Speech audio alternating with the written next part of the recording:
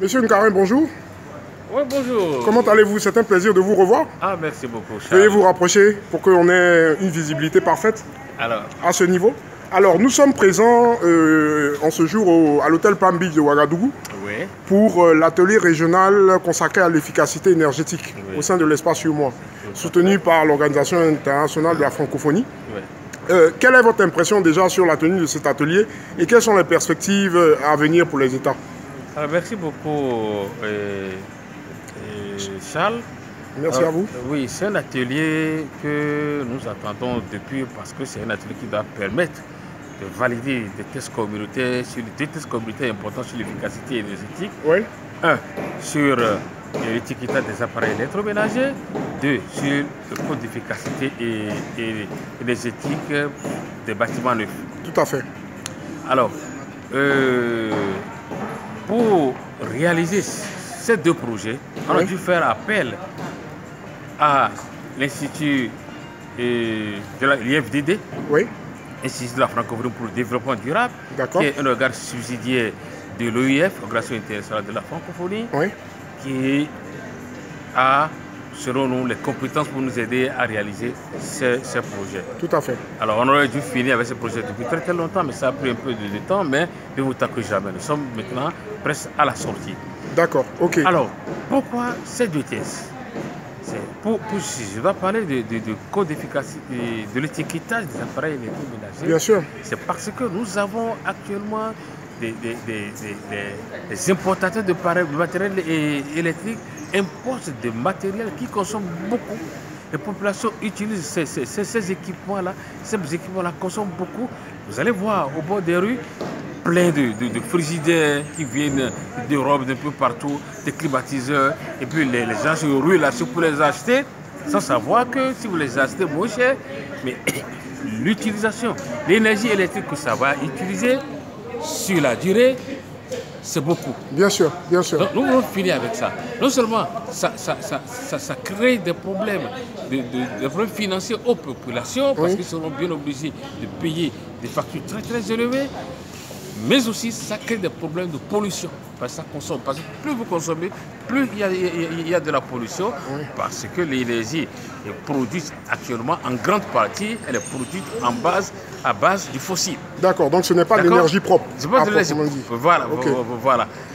Donc ce que nous voulons, c'est que désormais, les appareils qui seront importés, qui vont être utilisés dans l'espace UEMOA, auront cette étiquette. Tout à fait. Une étiquette, et puis comment ça va se passer? Quand les appareils arrivent dans ce pays, ils sont labellisés. Ils sont labellisés, il n'y aura pas d'échantillonnage, un certain nombre d'appareils qui vont passer dans les laboratoires pour voir si ces appareils-là ont les caractéristiques électriques qu'il faut, qui respectent l'étiquette que nous avons. C'est très important. Merci, monsieur. Ça, c'est par rapport à l'étiquette. Bien sûr. Maintenant, nous avons aussi le code d'efficacité énergétique dans les bâtiments neufs. Nous voulons qui est assez important. Que dans l'espace UEMOA, si quelqu'un doit construire sa maison, que la personne construise sa maison pour que cette maison-là soit une maison éco-énergétique qui consomme moins d'énergie. S'inscrivant dans les objectifs de développement durable des Nations Unies. Voilà.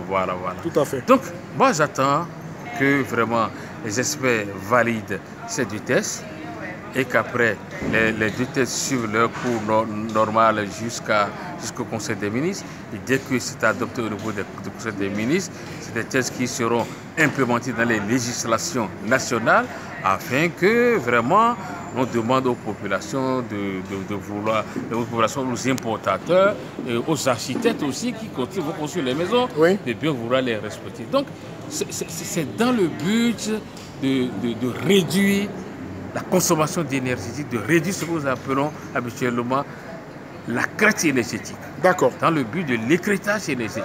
Très bien. Que nous œuvrons pour avoir cette détection. Merci. Alors je rappelle que cet atelier prendra fin le 26 juin. Et donc dernière question, en termes d'échéance de temps, à quand peut-on s'attendre à une homologation intégrée au sein de l'espace UEMOA de toutes ces mesures-là?